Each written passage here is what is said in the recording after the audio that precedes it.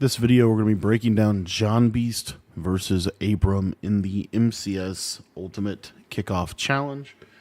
Really good matchup here between two really good Madden players. I think Abram was probably one of the most, jump on the scene, rookie of the year type players last year in the MCS. And this year, he and John are the only two people that made the first two live events.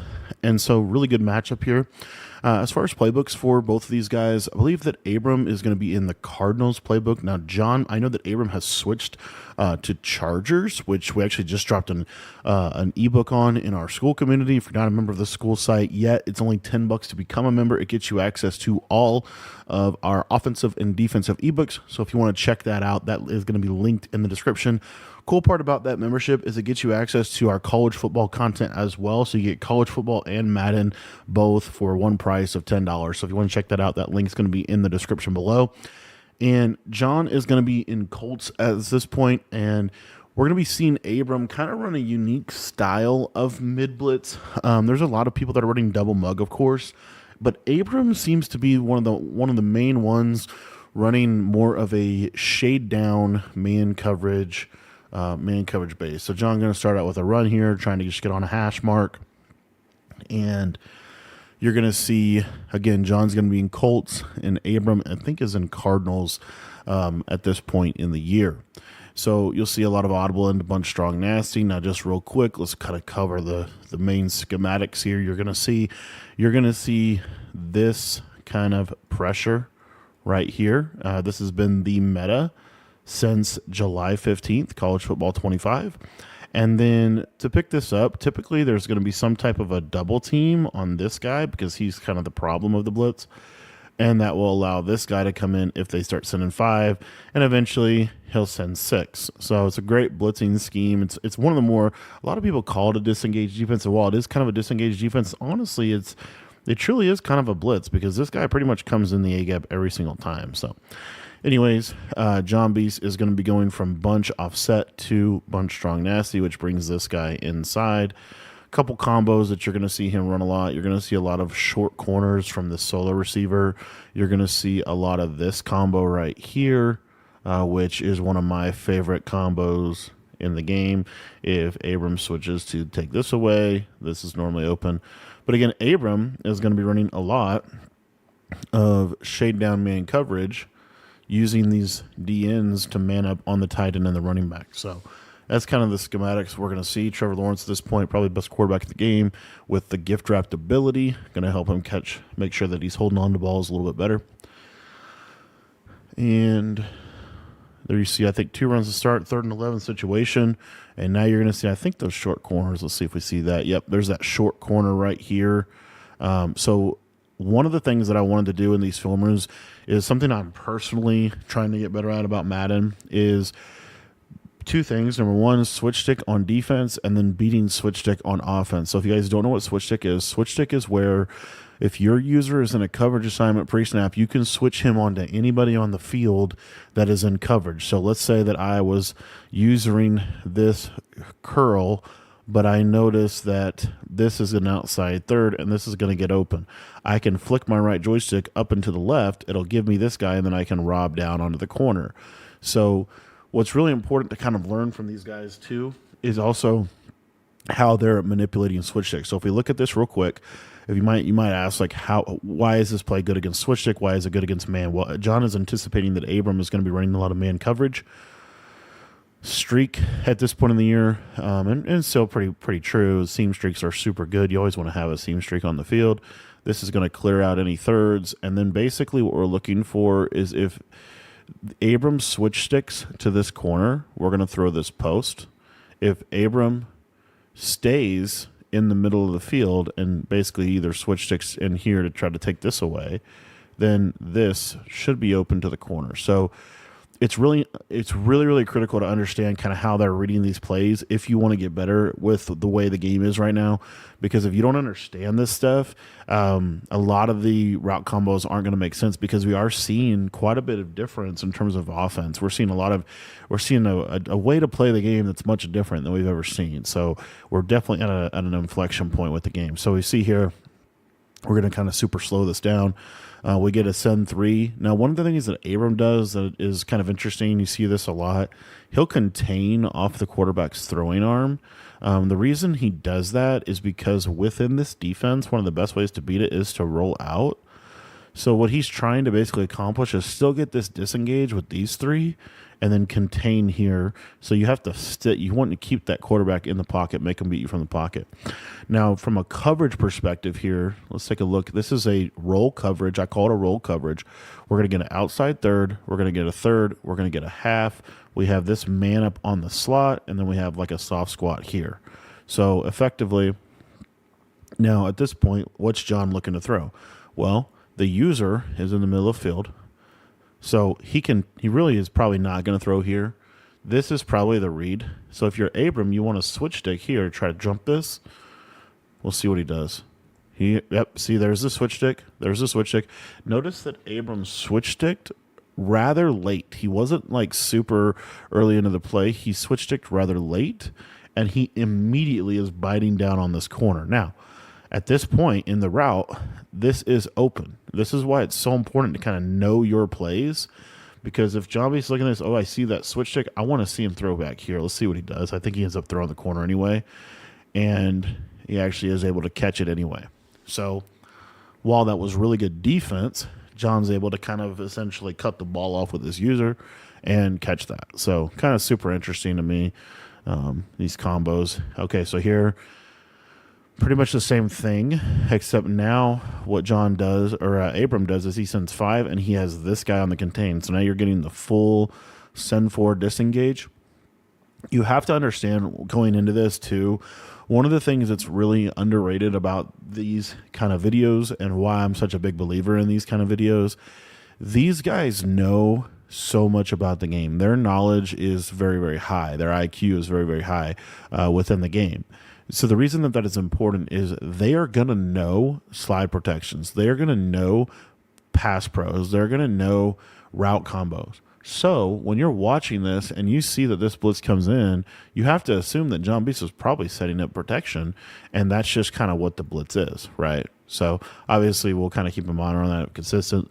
Here you get a shade down man here, and then you're getting a shade down man on the slot, and then it looks like almost like a cover 2 shell here with a soft squat, and then the user is going to be kind of rolling into the middle of the field of this. So pressure is going to be there. This is really the only read you can make. He does make the read, but he does throw out a sack, and good defense by Abram. Again, John, I would consider John a top 5 offensive player in the world every single year, if not the best one of the best offensive players in the world. I think, if it was, let's see here, it does. Oh, good read. Oh man, he missed the throw. Okay, so there's a reason why he highballed that I did want to kind of cover.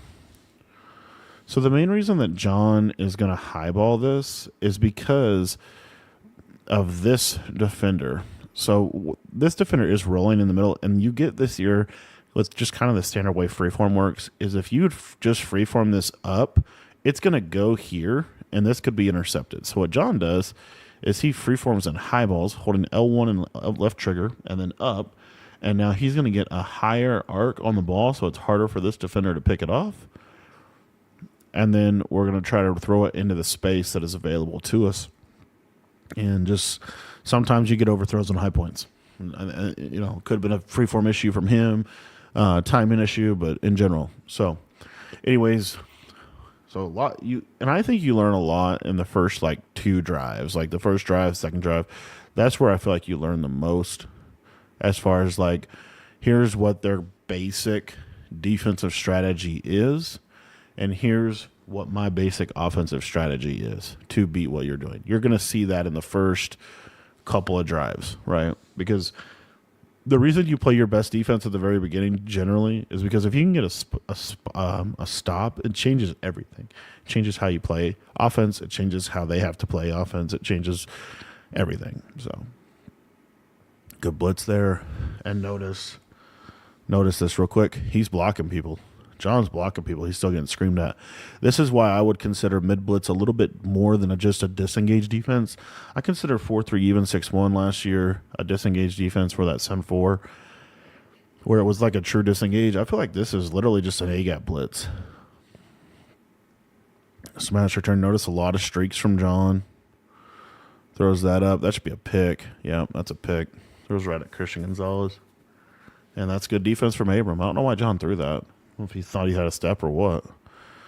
But I would definitely consider, if we were to look at if we were to really hone in on top fives, Abram was very good at chess. If we were really honing in on top 5 players in the world, I would consider Henry probably consistently the best defensive player in the world. I would consider Jonbeast and Wesley kind of 1A, 1B. I think those two guys are probably the best offensive players in the world. And then after that, you kind of fill in the list. Like my top 5 are defense in the Madden community. I think you've got to have Henry number 1, Dez probably number 2, Noah number 3, and then probably Drini 4, and I don't know, maybe Wesley 5. I don't think I put Wesley 5. I probably put Clef number 5.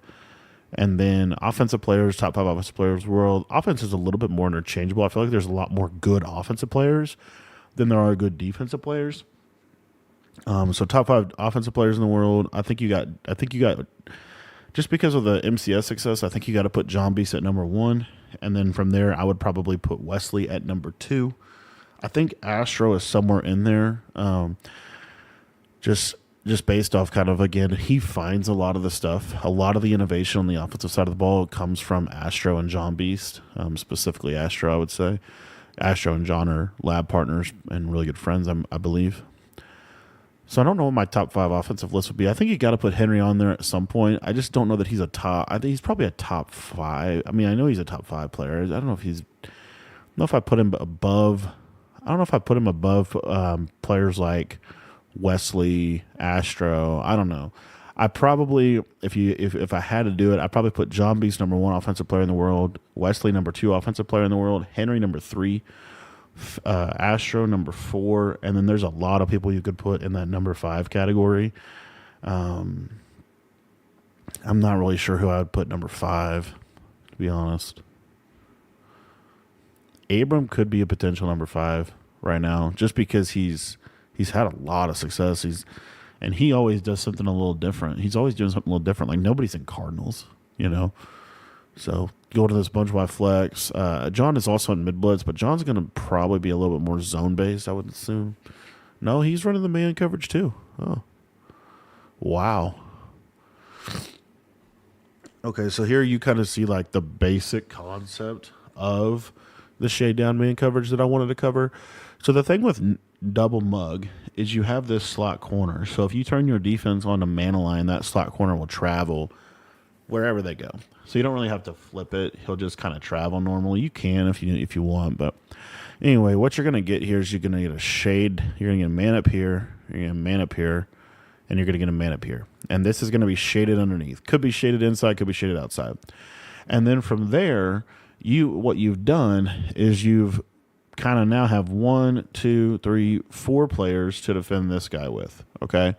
Now, normally you're going to see 2 deep halves, and then you see here that nobody's really guarding, or actually, no, this linebacker is guarding. This linebacker is crossman on him.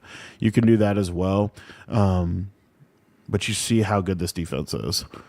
And the purpose of the deep halves, or the deep quarters, or the deep thirds, is honestly to mainly just prevent the stem curl. So Abram did miss a touchdown there, so we probably can't put him in the top 5 offensive players in the world because he totally missed that touchdown. I just don't know who I put as that 5th slot. I feel really good about Wesley, John, Wesley, Henry, Astro. After that, I don't know who you put. I don't know if Fancy's in there. I don't know if you put Kiv in there. Kiv's always tough. Every single year seems like. I don't think you can't put. Just trying to run through the list of probably honestly Gabagool. Gabagool might be top 5. He might be top 5. The thing that I like about the way Gabagool plays is very. The thing that's really cool, the thing that I really like about the way Gabagool plays is he's very systematic in his approach. He's very purposeful in his plays. He finds things. He's always got good pass pro. So I don't know. I feel like gosh, that five slot can kind of be interchangeable. I feel like anybody could be. There's a lot of players could be at five. You could put Gabagool there. You could put Fancy there. You could put Abram there at points. I feel like that's, kind of, debatable, if you will.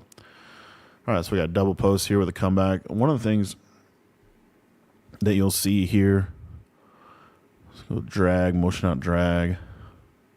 Okay, so let's talk about this route combo as it pertains to switch stick.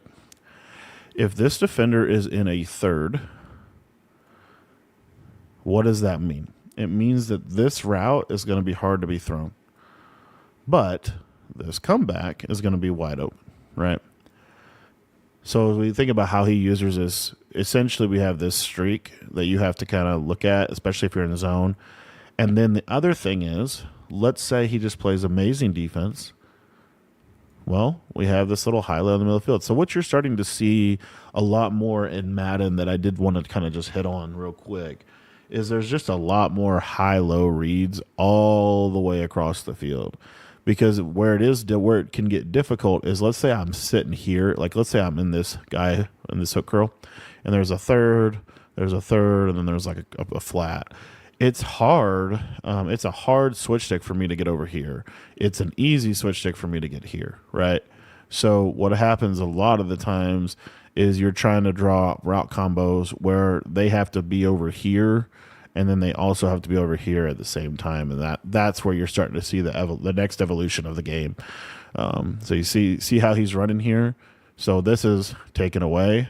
This is probably honestly the read, but he's not going to throw it. I'm surprised you don't see a switch stick there. I don't know if he was on a blitz assignment or what, but he's just going to cut this off. So this is honestly, I feel like that was fairly poor defense from Abram. Kind of surprised. Oh, he didn't catch it though. Oh, that sucks. Classic Madden. I just felt like that wasn't the greatest defense. Double post. So we're seeing from John a pass pro where he's basically half sliding to the right. I'm trying to watch. Blocks the running back. I don't know who he ID'd there. See how they just shed so fast out of mid blitz. That's the other thing that's underrated. Okay, so another really important down in competitive Madden is third and fourth downs. So let's just take a look here. This is double post with a tight end corner and a drag. And then we have this post coming over. So again, what are we going to, it's just so important that we understand kind of these combos. We have a seam streak or clear out streak. We have this high-low between this and then this drag super late.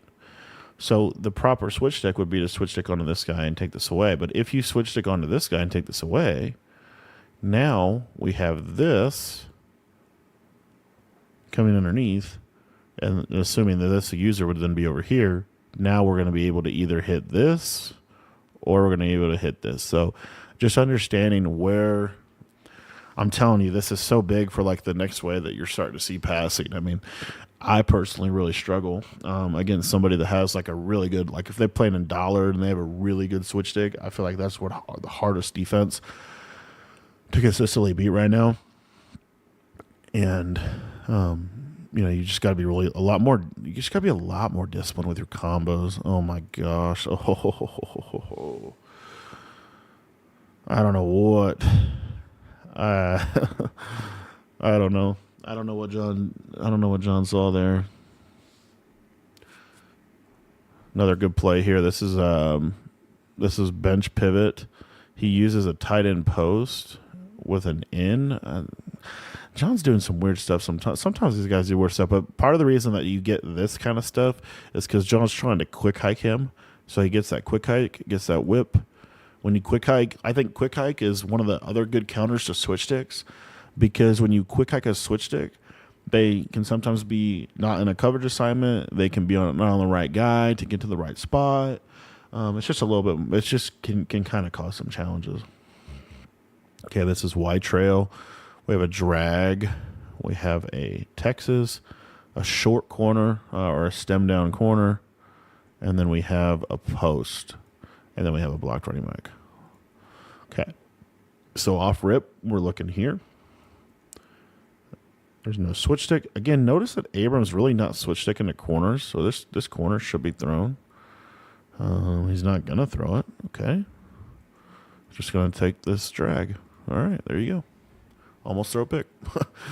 And it's going to get a touchdown out of that. There you go. There you go. There goes John. Good read. But yeah, I just feel like there's so much you can learn from, like, why are they calling that route combo? Like, have you ever considered why every single year the best players in the world are in some form of, if you could make an oversimplification, there's only been 1 year in Madden history that I can really remember where 2x2 tight was super meta, and that was, okay, one other thing. This route right here, this is the speed out. Abram's running this speed out. Why? Speed out does a good job against man coverage. If this guy's in a third, this will beat that. The only thing that really covers the speed out is a shade outside man coverage or a soft squat. So if he does that, those adjustments, then this combo here on the backside, this is a unique play out of smash return. So he actually does cover two here. So John has a really good switch stick. So you see switch sticks here. Now he's switch sticking here. This could be a great play by John. It's like a great idea, just not quite able to. I mean, he does break it up though, so he is able to make it or break it up. Gun bunch, but okay. So another good combo here, a dig return. A lot of people, you don't see this. Let's see what he does here. Oh, he just flattened him. I thought he was going to post him. Let's see what Abram's pass pro is looking like. Half slide block running back, get screamed at. There you go. Good pass pro. Pretty much every single year since I've been playing Madden, since Madden 12, you have seen consistently, especially after like Madden 16, 17, 18, 19, 20, 21, 22, 23, 24, 25, right? So we have about, is that 8 years? We have about 8 years of competitive Madden, 9 years of history. And in that 9 years of competitive Madden history, only 1 year was 2x2 tight or 2x2 anything, the meta. And that was Madden 23, which was the most, was very, very much so like a man coverage meta. Overwhelmingly trip style formations, bunch, U-trips, trips tight end, bunch tight end. Those trips style formations are typically what people want to be in. And I think it's important to ask the question why. It's normally because when you flip your, you might audible to tight ends and mix them, but when you flip your formations and stuff, there's a touchdown. That's the second lob streak touchdown Abram has not been able to throw. When you flip your, when your formation, so Madden is passing is pretty much hash, right? Well, 3x1 formations maximize the space of the wide side of the field, right? 3x1 formations maximize the space of the wide side of the field. So you see from here, I can get to all kinds of different things. Whereas if, let's say this guy was over here, right? Now I can't quite get the same level of what I want to be able to accomplish. This combo right here has been one of the best combos in the game for a very long time. Especially now with the 4 strong, you could throw a little high-low flat read there. And I just feel like that's why you're seeing a lot of 2 or 3x1. You've seen a lot of 3x1 for 9 years. It's not just because bunch is overpowered. It's typically because there's things within the routes and how you can attack the whole field. Any offense needs to be able to block a blitz. You have to be able to have good pass protection. And most of the bunch plays, most anymore from what I've seen in competitive Madden, is if you have a blocked running back, that's almost enough. That being said, there is always a benefit to having a tight end. This year, one of the next evolutions of Madden is also these cheap motion plays. You see here, there's that drag, throw pick instead. Wide open drag, look at John. and you see, I mean, I think you're seeing it in this game too. When you play against a good player with good defensive adjustments, good switch sticking, changing the picture every time, it's hard to score. It's not. It's hard to be. It's hard to pass every play. It's hard to. This is the best defense has been. Even though defense is really not good, it's mainly switch stick, right? If you're at the highest level, this is probably the best you felt on defense since Madden 20. And that's what's crazy about that is the zones don't even work right. So imagine if the zones actually worked right. All right, so Abram does this where he'll kind of go to random formations too.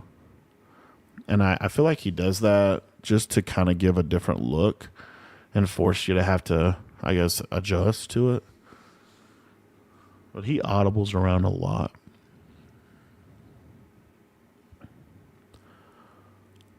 We got the tight end short corner. Okay, so this is a good high-level combo. So again, we block. We're trying to pick up pressure. We have a seam streak. We have this corner. Okay, this corner is a short corner from a tight end apprentice, or not tight end apprentice, but just a tight end corner. This short corner will get underneath of any deep zone. Okay, if you play cover 2, you might be able to guard this, but it'll get underneath any deep zone and get over top of hard flat. Now, you have a drag underneath here, and then you have this backside dig. So, essentially what you're trying to do is you're trying to pull the yellows down with this drag and be able to throw this in right in here and throw this corner over here. So if I switch stick to take the corner, I'm throwing the in route. If I stay in the middle, I'm throwing the corner. Right? That's the basic concept. Obviously, you're peeking this slot. So watch how this plays out. He's going to peek this. Okay, it's not open. I already know that. We see this flat zone here. Kind of work through this play a little bit. You see there's a switch stick. So we know that's going to be dead. You can't throw that. So now we're really looking to throw this kind of right here. Or I guess this. There you go. Good read. Look at John. John getting grumpy. And the possession catches are really good. That's also gift wrapped, right? But you're seeing, I mean, these windows are tighter. Throw right out of user. That's the power of high points. That's why you should be highballing seam streaks in the red zone. High points, they just don't get intercepted, man. You can throw a high point at almost anything, and it just does not get intercepted. It's crazy to me how it just does not. It does not get played. All right. Second 11.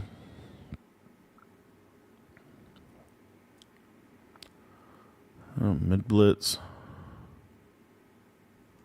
Okay. On that corner. Drag. We don't want to throw any of our open receivers. There's Astro. I think that's Astro. No, I don't. That might not have been Astro. Thought it was. Streak. I mean, yeah. Another thing that you'll start to see, especially when you get into the higher levels, is you'll start anticipating different patterns of how they switch stick, and then based off the pattern of how you're anticipating the switch stick occurring, you might put a route combo that's specifically designed to exploit that. And there, Abram gets a stop, and that's huge. I just didn't feel like there was a lot of good plays on that one. The crack toss. This is something that Abram's been doing.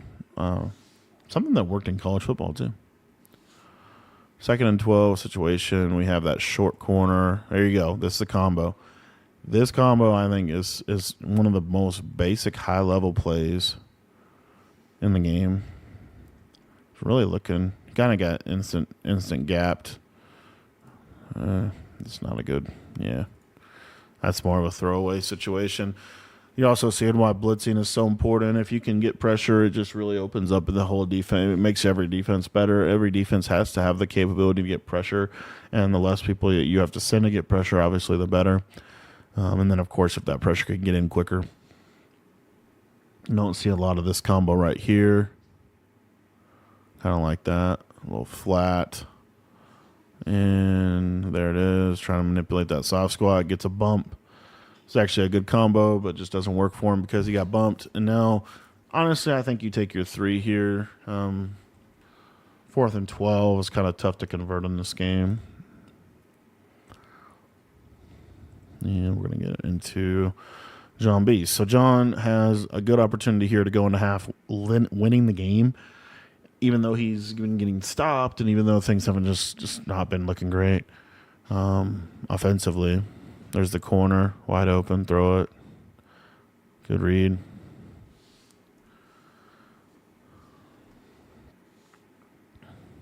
Go to dagger here. All right, so wide 2 seam streaks because the shade down man just kind of forces him to have deep protection. Nice throw. Another 3rd down. I mean, you see Abrams kind of bagging. Ooh, is that touchdown? Yep. There's the seam streaks. Also, at this point in the year, Xavier Worthy, I think the meta theme team is Dolphins, I want to say. And if you have a Dolphins and Chiefs theme team, you have Worthy, Tyreek, and Waddle, and they're all like just super fast. I don't know if that was maybe not made the meta. Worthy's just super fast is all I would try to say.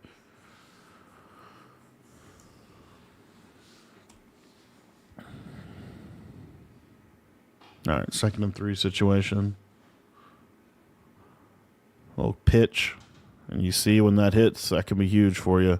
It's almost, it's just, that's why Abram just finds like little things like that, man. Just little things that just attack the meta. Little run here, little RPO here.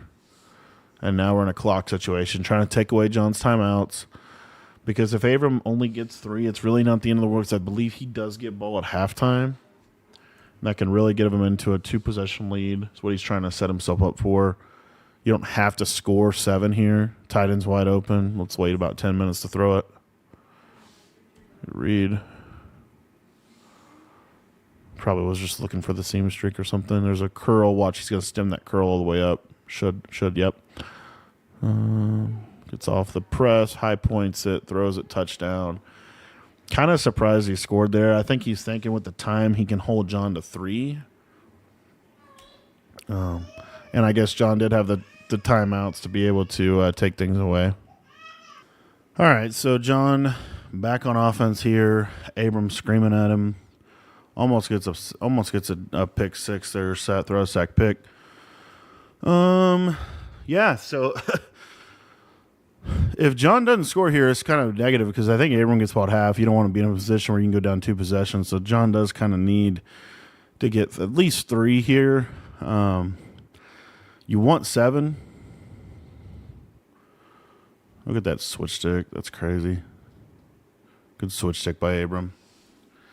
And you're seeing, I mean, just the power of switch stick, right? Like, just the ability to be able to take away multiple routes. And I just feel like you have to play offense different. Your route combos you see here like 2 streaks. That's a pick. That's a terrible. I don't know what is he throwing. I don't know what he's throwing. I mean, he did beat him off the press, but that's a really bad interception. In that situation, to throw that pick, that's just a terrible interception. Little crack toss. No good. I mean, look at this throw. Like, watch this replay. I think he's trying to lead this, obviously, away from the safety. He doesn't get enough bend on the ball, which is something I've noticed. I think that this might be because everybody plays with the pass lead increase on none. I'm not sure. I just feel like he gets a bad pass lead, but it's still a really tight throw no matter what. And, I mean, the fact that the corner picked it off is even worse. Like, so that was a crazy pick. And here, Abram can honestly biggest thing here for the Abram is honestly you take 3 unless he just gives you 7. You're not like You're not mad at 3 here because it gets you up 2 possessions. You get ball at half, you go up 3 possessions. I mean, that's kind of where we're at. Whip route, easy read. 3rd and goal. Going to go to the deuce close. Nope. Yeah, I think he is going this RPO read flat wheel. So what you have here is you have this tight end, and then you have this post. Look at the tight end. Look at the post. User the wheel. Throw the post. Abram goes up 2 possessions. John doesn't have time, and yeah, this is a huge shock. Like nobody probably expected this score at halftime. This is a crazy game. And now Abram going to dollar, situational, kind of bend but don't break defense, DB fire, drag, and that's the half, boys. All right, so long break for John at the half. We'll see what he can do here. Coming out, and Abram did get ball at half. So if Abram scores 7 here, it's going to be really hard for John to get back in this game. He needs to hold to 3 or get a stop. And you're going to start to see now a lot different style of play.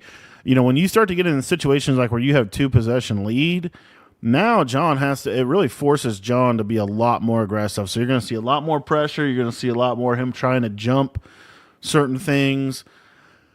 From the other end of the spectrum, it allows Abram to be a little more passive. And so we'll see kind of how he calls his plays situationally here. Super deep speed out. Abram loves these speed outs. A little motion over. Don't know what we're trying to do here. And also clock management wise, is he going to take a delay? He takes a delay. That's weird. I don't know why he just took that delay there. Maybe he had something to do with the controller couldn't snap. I don't know why he took a delay there. Because it's still 3rd and 18, still the same motion numbers. He must not have been able to snap. Anywho, I mean, there's just nothing open. That's good defense from John. That's exactly what you have to do if you're John to get back in this game. 4th and 29. Why is Abram going for this? A couple reasons. Number 1, you can get this in this game. Number 2, situationally, if you... Oh... Look at Johnny. Oh, my gosh. That's how he scored. Obviously, you throw something because it's 4th down. The reason you go for that there is if you get stopped, you shrink the field on the opponent, and so then you're in a red zone situation. A lot easier to get stops in the red zone than it is anywhere else on the field. And Abram scores. Oh, my gosh. Look at this. Look at this. Oh, this is a rough scene. This is rough. Oh, I didn't even show it. But, I mean, it was clearly not open, but open. And there you go.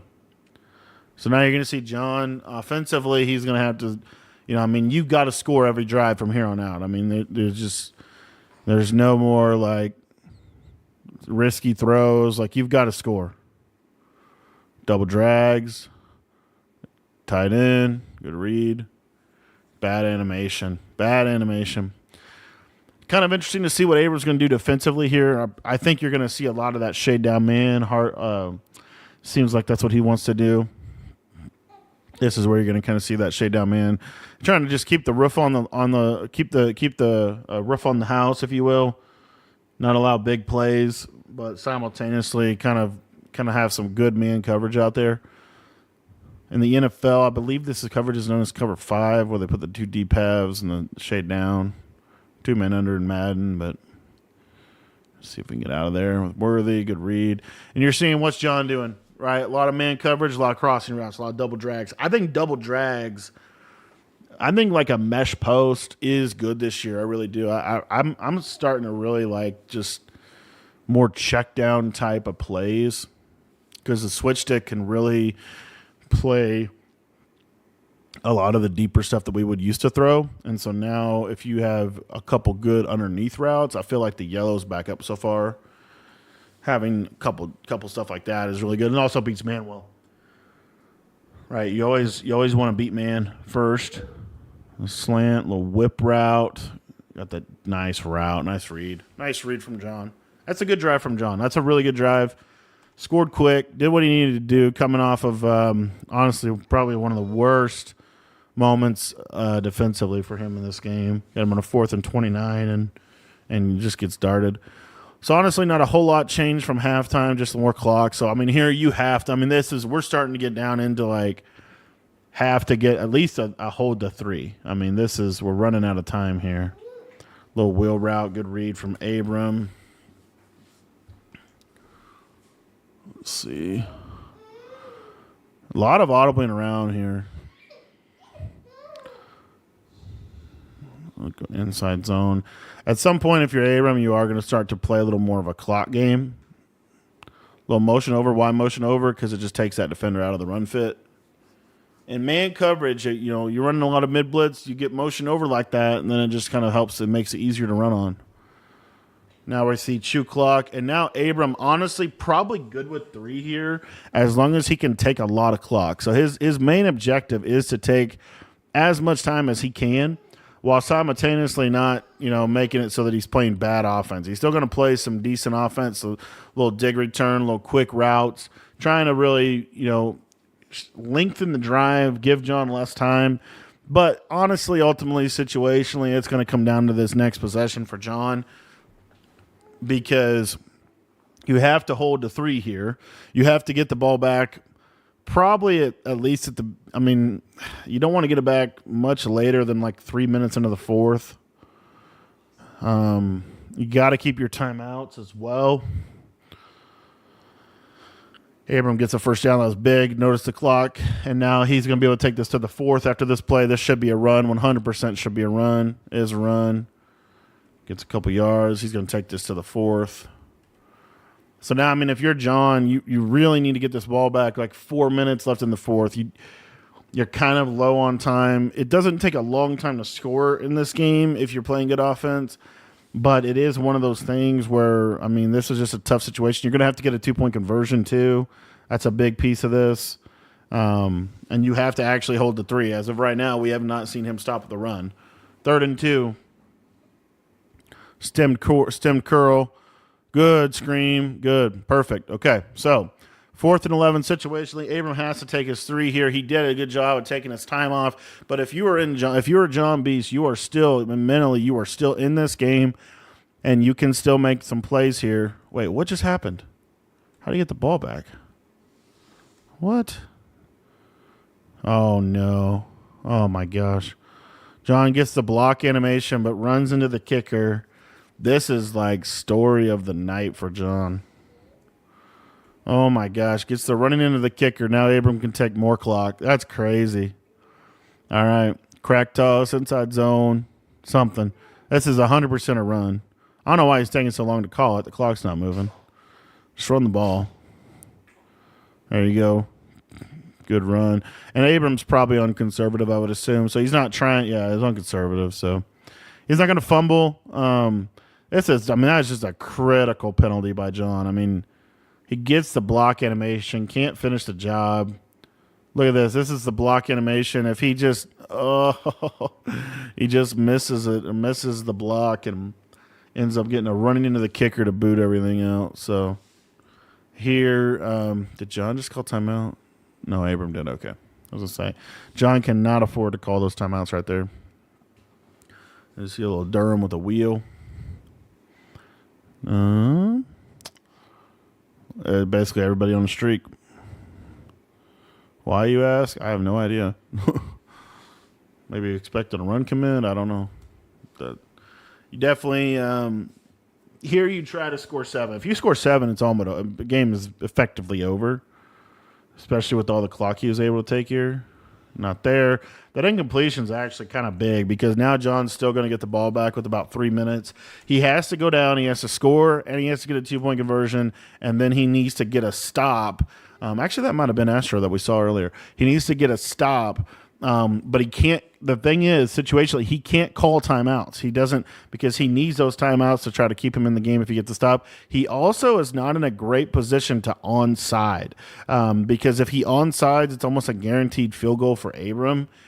So that's another factor here. That corner route is wide open, but good switch stick. You see how? So notice how when they switch stick to the corner, they're also cutting off that route as with a user catch. That is helping kind of shield the switch stick away. Basically trying to body it. Worst case scenario, you drop it, right? But best case scenario, obviously you catch it. You just prevent that pick. Double drags, circle, almost a pick, bad animation. Kind of just didn't go very well for him there, and he stayed in bounds. That's about the worst thing that could have happened. He got no yards. He stayed in bounds, and now he's 3rd down and 10. That's literally probably the worst possible thing that could have happened to him. Look at that. Drag, get out of bounds. Now we got to, I mean, you're not going to probably be able to score. I mean, you really wanted to score before the 2-minute warning. That really helps, but you're not going to be able to do that. And look at this mid-blitz just absolutely I mean, you're seeing why mid-blitz is what it is. I mean, this is good pressure. I don't care if it's a disengage or not. It's probably the best pressure in the game because it's just consistent. You're consistently getting this. Look at that. Look at that pressure. And then you get up, drag, good read. That's the 3rd drag we've seen in the last 4 plays. We're going to see another one. A lot of drags. Should be from this tight end too because you can't press this drag. And we're going to put the tight end on a flat route. I don't know why we did that. The tight end is open. Throw that route. Nice. Get out of bounds. This is about as good of execution as you can get situationally because he's going to score. Again, had he not gone out of bounds there, he probably saves himself the time or had that thing that goes in bounds. There's a high point, touchdown, perfect. Okay. Just why would you catch that? Dude, John is kind of just getting unfortunate. This is a very unfortunate game for him. I feel like Abram definitely has played better than John in this game, but the EA has not helped John out. EA has not helped John out much. Obviously, Abram's calling a defense too that's a little bit more like designed to not give up big plays. As I say that, he scores. So that's about as close to perfect as you want. Like perfect would have been had he had the 2-minute had he not scored before the 2-minute warning. Now, this is where everything pretty much comes down to. He's got to get a 2-point conversion. For his bread, he's going to call an RPO. I want to see stem out that out route. Throws that, gets that. That's huge. And he gets his points. And now, I don't know why you onside kick here. He onside kicks here. I have not seen a lot of onside kicks get recovered. Look where the ball is. The ball's now on the 43-yard line. It's not very difficult for Abram to get a field goal. I think he might have to get like 5 yards. He has to get 5 yards to get a field goal, and then it really just, I guess it might at the worst. I guess it does give John a chance, I guess, to get another onside. But here he gets a first down run of 7 yards of field goal. He's got a field goal right there. I just don't understand why you onside kick there. I'm just super curious. I feel like that was a mistake. It was a tough decision either way, but I just feel like if you don't onside kick there, you at least give yourself a little bit better chance to get a stop, force a punt, force something. Now you're situationally kind of almost like if you don't get that onside kick, now you basically have to onside. I just feel like that. I don't love that decision from John. Obviously, ultimately, you still have to stop him. And here on this 3rd and 1, you're going to see that Abram is not going to get stopped, and he's going to get that first down, and that's going to be GG's. I want to thank you for watching. Hopefully you learned a lot about switch sticking and how to kind of counter and things of that nature. But that is Abram versus Jonbeast Ultimate Kickoff Challenge.